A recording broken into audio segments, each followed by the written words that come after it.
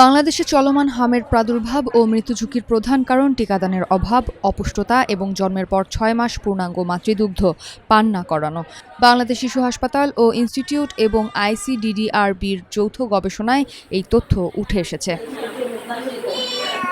গবেষণা অনুযায়ী হামে আক্রান্ত হয়ে মারা যাওয়া শিশুদের ৮২% জীবনের প্রথম ৬ মাস পূর্ণাঙ্গভাবে বুকের দুধ পায়নি। অন্যদিকে টিকা নেওয়ার বয়স হওয়া সত্ত্বেও কোনো ডোজ না পাওয়া ৯৭% শিশুর শরীরেই হাম শনাক্ত হয়েছে। ১৯ আগস্ট রাজধানীর শেরেবাংলা নগরে বাংলাদেশ শিশু হাসপাতাল ও ইনস্টিটিউটে আয়োজিত হামের বিস্তার ও জিনগত নজরদারি বিষয়ক কর্মশালায় ৩৫৪ জন চিকিৎসাধীন শিশুর ওপর পরিচালিত এই গবেষণার ফলাফল উপস্থাপন করা হয়। গবেষণায় উঠে এসেছে ২০২৬ সালে হামের এই প্রাদুর্ভাবের পেছনে কোনো নতুন রূপ নয়, বরং বিশ্বজুড়ে পরিচালিত সংক্রমণ B3 ধরনের বিস্তার এবং টিকাদান ও মাতৃদুগ্ধজনিত অ্যান্টিবডির ঘাটতি দায়ী। হামে আক্রান্ত শিশুদের ৬৫%ই কোনো না কোনো মাত্রার অপুষ্টিতে ভুগছিল, যার মধ্যে ১২% তীব্র ও ৫৩% মাঝারি অপুষ্টির শিকার। আক্রান্ত শিশুদের ৩৮%ই জন্মের প্রথম ৬ মাস শুধু বুকের দুধ পান করেনি। বিশেষ করে ৯ মাসের আগেই মায়ের থেকে পাওয়া অ্যান্টিবডি কমে যাওয়া এবং নিয়মিত টিকাদানে অবহেলার কারণ ৬ থেকে ৯ মাস বয়সী অপুষ্ট শিশুরা বেশি ঝুঁকিতে পড়েছে। এ সমস্যা সমাধানে কী পরামর্শ দিলেন জনস্বাস্থ্য বিশেষজ্ঞরা? এখন মায়েরা কেন পূর্ণ বুকের দুধ দিতে পারছে না? প্রথম কথা হচ্ছে যে মায়েদের পুষ্টি দেখা দরকার। এজন্য আমরা যে বয়সন্ধি কাল থেকেই যেন নারীরা আমাদের তারা যেন সঠিকভাবে পুষ্টি নিয়ে গড়ে ওঠে সেটা আমাদের কার্যকরী করতে হবে। কিছু কর্মসূচি আছে সরকারের, সেটা খুবই সীমিত। যারা প্রান্তিক পরিবারের শিশু তারা তাদেরকে রাখার জন্য তো যে ইট ভাগে যে মেয়েরা ভাসমান হোটেলে কাজ করে, যে মেয়েরা অন্যের বাসায় কাজ করে, তাদের পক্ষে তো শিশুকে নিয়ে এসব জায়গায় কাজ করা সম্ভব না।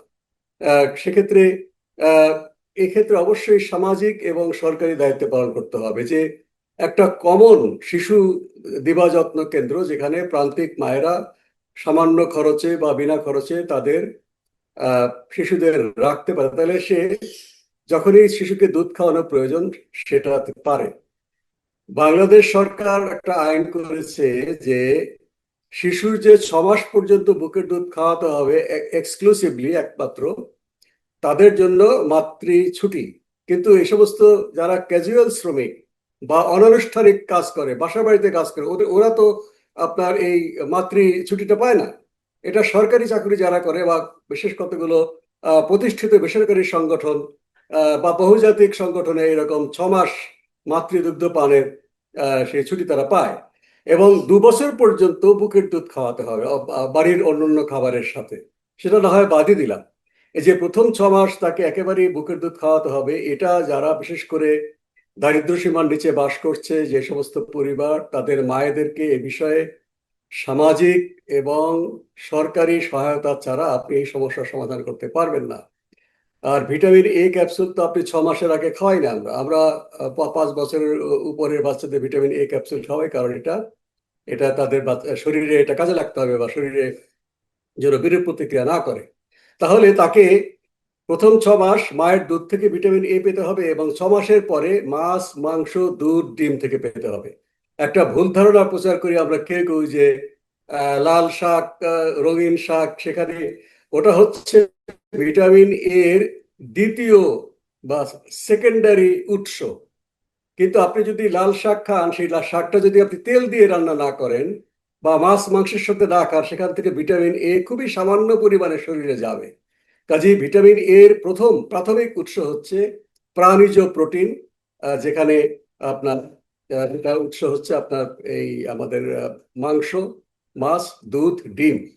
সেটা কিন্তু দরিদ্র পরিবারের পক্ষে নিয়মিত যোগান দেওয়া সম্ভব হয় না, সেখানেও সামাজিক সহায়তার বিষয়টা আসে।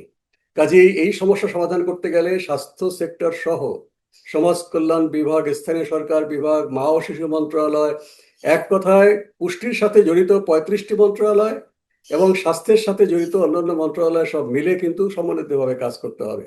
এই জন্যই আমরা বলেছি যে এই হামটা একটা জরুরি পরিস্থিতি, এটা কোনো প্রসিডিউরের জন্য দেরি করা যাবে না। একটা সমন্বিত পরিচালনা কেন্দ্র যদি থাকে এবং মাননীয় প্রধানমন্ত্রী বা তার পক্ষে যদি কেউ এই সমন্বয়ের দায়িত্ব নেয়, যেভাবে মানে বন্যা ঘূর্ণিঝড় হলে অটোমেটিকই আপনার ন্যাশনাল এমার্জেন্সি অপারেশন সেন্টার চালু হয়ে যায়।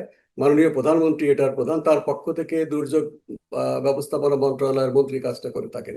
যেরকম একটা সমন্বিত সমন্বয় কেন্দ্র থাকলে র্যাপিড রেসপন্স টিম রয়েছে আইডিসিআর এর, জেলায় জেলায় রয়েছে, থানায় থানায় রয়েছে, তারা এই কাজগুলো করবার জন্য যথেষ্ট সম্পদ তারা পায় এবং এটা বলতে হয় না।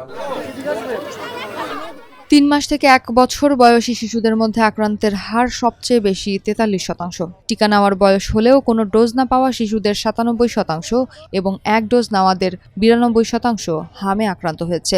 2 ডোজ নেওয়া 21 শিশুর মধ্যে 76% হাসপাতালে ভর্তি হলেও গবেষকরা স্পষ্ট করেছেন এটি কেবল হাসপাতালে আসা সন্দেহভাজন রোগীদের ওপর ভিত্তি করে তৈরি, সার্বিক টিকার কার্যকারিতার চিত্র নয়।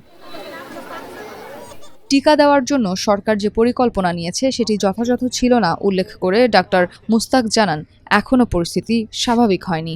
সরকার তো স্বীকারই করতে চায়নি, তারা বলে যে আমরা লক্ষ্যমাত্রা পূরণ করেছি। আর লক্ষ্যমাত্রা তো আপনি জরুরি ভিত্তিতে বাংলাদেশ পরিসংখ্যান বোর্ডের যে ডেটা আছে আমাদের ল্যাপটপে, সেটা থেকে জন্মহার মৃত্যুহার প্লাস মাইনাস করে করেছেন। এটা তো অ্যাকুরেট হয়নি। এটা যখন ভিটামিন এ তারা তারাও কিন্তু পূর্ণ করে, তারা জেলা পর্যায়ে সিভিল সার্জন অফিস থেকে নিয়েছে, কিন্তু সত্যিকারের মাইক্রো প্ল্যানিং আবার বাড়ি বাড়ি যাওয়া হয়। কাজে এই ভুলটা স্বীকার করতে সরকারের 2 মাস লেগেছে এবং ইউনিসেফ আমাদেরকে বিভ্রান্ত করেছে। ইউনিসেফ বলেছে যে হাম নিয়ন্ত্রণ হয়ে এসছে। এটা কিভাবে ইউনিসেফ বলে? তারা টিকা অভিজ্ঞ, টিকা বিশেষজ্ঞ। কারণ মাইক্রো প্ল্যানিং করে টিকা দেওয়া না হলে এটা বাড়ি বাড়ি টিকাটা পৌঁছে না। কাজে এখন সরকার যে হামের যে নিয়মিত টিকা সেটার সাথে মাইক্রো প্ল্যানিং করে এটা সংশোধন করার উদ্যোগ নিচ্ছে। তবে 5 বছরের ঊর্ধ্বের বাচ্চাদেরকেও টিকা দেওয়া দরকার। যেটা আমাদের প্রোটোকলে আছে যে মানে 15 বছরের নিচের সব বাচ্চাদের যারা টিকা পায়নি 3 বছর পর পর যে মপিং আপ টিকা দেওয়া হয়, জরুরি টিকা, এটা কিন্তু আমাদের টিকার সংকটের কারণে, টিকার ঘাটতির কারণে সেটা দেওয়া যায়নি। শুধু 5 বছর থেকে 6 মাস দেওয়া হয়েছে। 6 মাসের নিচে টিকা দেওয়াটা উচিত হবে না যদি বিশেষজ্ঞরা এটা অনুমোদন না করেন।